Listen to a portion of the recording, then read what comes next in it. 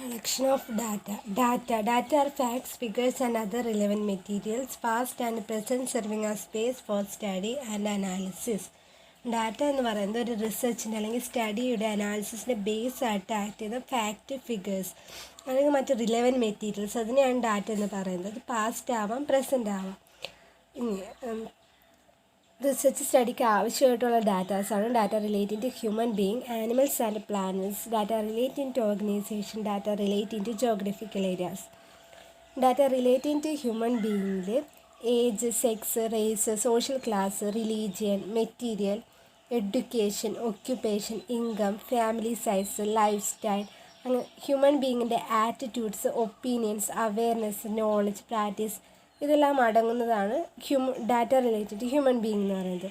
Organisational data അതിന് ഓർഗനൈസേഷനായിട്ട് relate ചെയ്ത് വരുന്നത് origin, ownership, objective, resources, function, growth. Geographical data എന്ന് പറഞ്ഞിട്ടുണ്ടെങ്കിൽ geographical location, village, city, state, nation, ഇതൊക്കെയായിട്ട് റിലേറ്റ് ചെയ്ത് വരുന്നത്.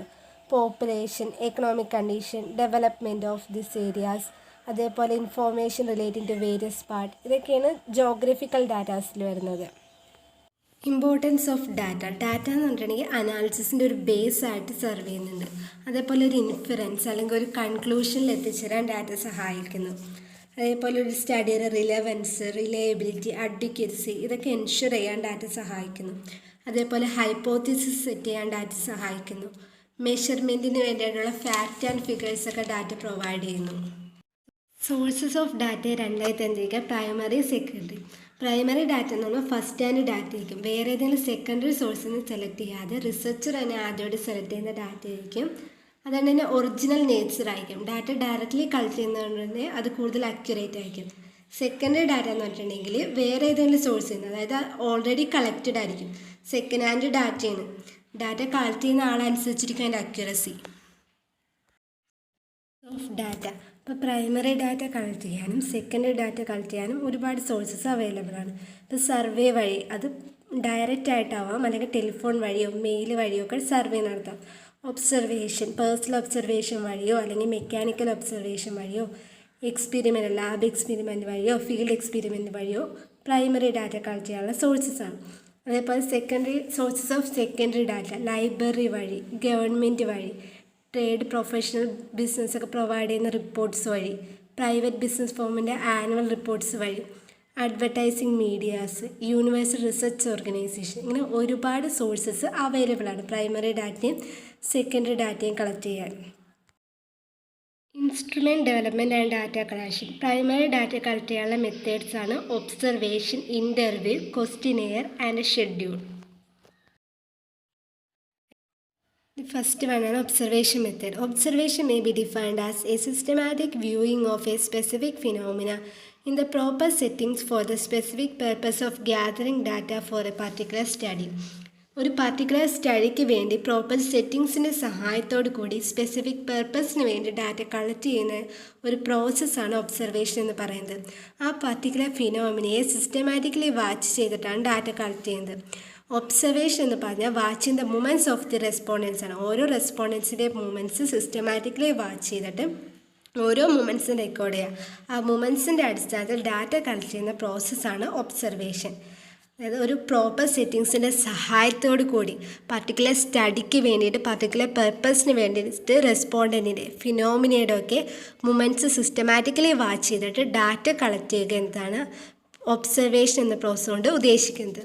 Observation means watching things with a purpose. ഒരു ഒബ്സർവേഷന് 3 കോമ്പോണൻസ് ഉണ്ട്: സെൻസേഷൻ, അറ്റൻഷൻ, പെർസെപ്ഷൻസ്. സെൻസ് ഓർഗൻസിൽ നിന്ന് ഡിറൈവ് ചെയ്തതാണ് സെൻസേഷൻ. അറ്റൻഷൻ എന്ന് പറഞ്ഞാൽ subject matter of study concentrate ചെയ്യാൻ സഹായിക്കുന്ന ഒരു എബിലിറ്റിയാണ് അറ്റൻഷൻ എന്ന് പറയുന്നത്. പെർസെപ്ഷൻ ഫാക്ട്സ് ഒക്കെ റെക്കഗ്നൈസ് ചെയ്യാൻ മൈൻഡിനെ സഹായിക്കുന്നു. Observation method is also called classical method of scientific research. Characteristics of observation, അതായത് ഒബ്സർവേഷൻ കണ്ടക്ട് ചെയ്യുന്നത് സെൻസ് ഓർഗൻസ് വെച്ചാണ്. Eye, ear, voice. Data collect ചെയ്യുന്നത് എൻവയോൺമെൻ്റ് ആയിട്ട് ഒരു ഡയറക്റ്റ് കോണ്ടാക്റ്റ് ഉണ്ടാകും. അതേപോലെ ഡാറ്റ കളക്ട് ചെയ്യുന്നത് പ്രൈമറി നേച്ചറിലായിരിക്കും. അപ്പം പ്രൈമറി ഡാറ്റ കളക്ട് ചെയ്യുന്നതിനുള്ളൊരു മെയിൻ ടൂളാണ് ഒബ്സർവേഷൻ എന്ന് പറയുന്നത്. അതായത് ഒബ്സർവേഷൻ്റെ main purpose primary data collect ചെയ്യുക എന്നുള്ളതാണ്. അതേപോലെ ഡയറക്റ്റ് ഡാറ്റ കളക്ഷൻ മെത്തേഡാണ് ഒബ്സർവേഷൻ എന്ന് പറഞ്ഞിട്ടുണ്ടെങ്കിൽ. റിസർച്ചിന് ഡീപ്പ് സ്റ്റഡി നടത്താൻ ഒബ്സർവേഷൻ മെത്തേഡ് സഹായിക്കുന്നു. അതുപോലെ റിസർച്ചറും റെസ്പോണ്ടൻസും തമ്മിലൊരു റിലേഷൻഷിപ്പ് എസ്റ്റാബ്ലിഷ് ചെയ്യാനും ഒബ്സർവേഷൻ സഹായിക്കുന്നു. ഒബ്സർവേഷൻ എന്ന് പറഞ്ഞിട്ടുണ്ടെങ്കിൽ ഒബ്ജക്റ്റീവ് ആൻഡ് പർപ്പസ്ഫുൾ സ്റ്റഡിയാണ്. Requisites or condition of a good observation 4 ഉള്ളത്. ഒബ്സർവേഷൻ ഡൺ ചെയ്യുന്നത് കണ്ടീഷൻസിൻ്റെ കീഴിലായിരിക്കണം. അതേപോലെ തന്നെ ഒരു സഫിഷ്യൻറ്റ് നമ്പർ ഓഫ് റെപ്രസെൻറ്റേറ്റീവിനെ കവർ ചെയ്തിരിക്കണം.